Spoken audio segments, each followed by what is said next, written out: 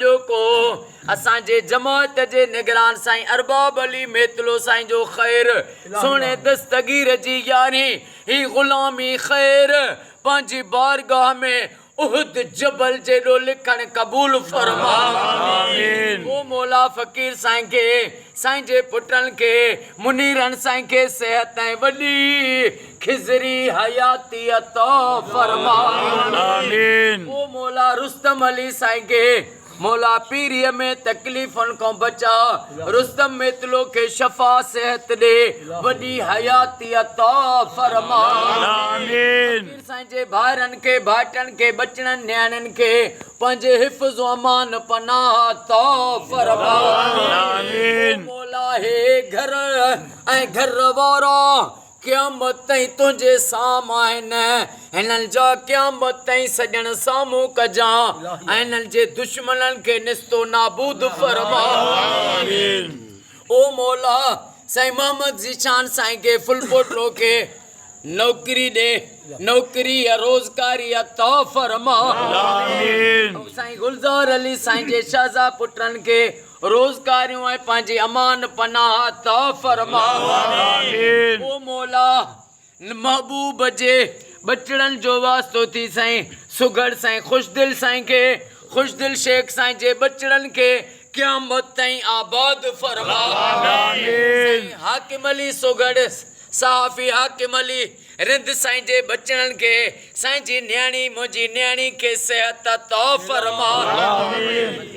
ओ मौला ए करीम साईं अली नवाज़ जी घरवारी जो ऑपरेशन थियो हो नबी साईं जो वास्तो थी उनके जल्दी मौजज़े सां जल्दी सेहत याबी अता फरमा आमीन। आइंदा जे लाइ मुश्किलातनि खां अहिड़नि बीमारियुनि खां ऑपरेशन खां पनाह अता फरमा आमीन। बाबा साईं बाबा गुलाम रसूल मंगी साईं के बाबा गुलाम रसूल मंगी साईं जे बचड़नि के साईं जे बचड़नि के न्याणियुनि के पढ़ाई में कामयाबी अता फरमा आमीन।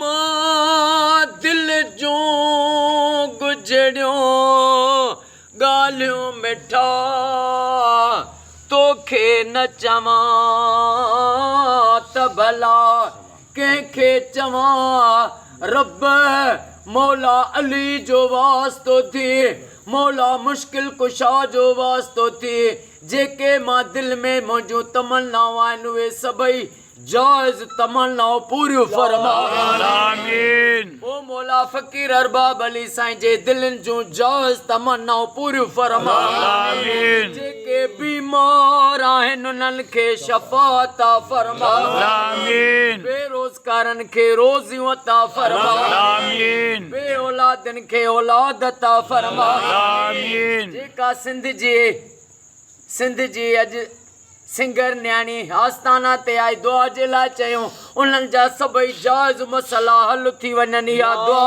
क़बूल फरमा आमीन। ओ मौला फ़लस्तीन जी मदद फरमा आमीन। फ़लस्तीन जी ईरान मदद तो करे ईरान जी ग़ैब मो मदद फरमा आमीन। महबूब जी उम्मत के अली अकबर जो वास्तो थी फिरके वारियत खां बचा आमीन। इन्नल्लाह व मलाइकतहु युसल्लूना अलल नबी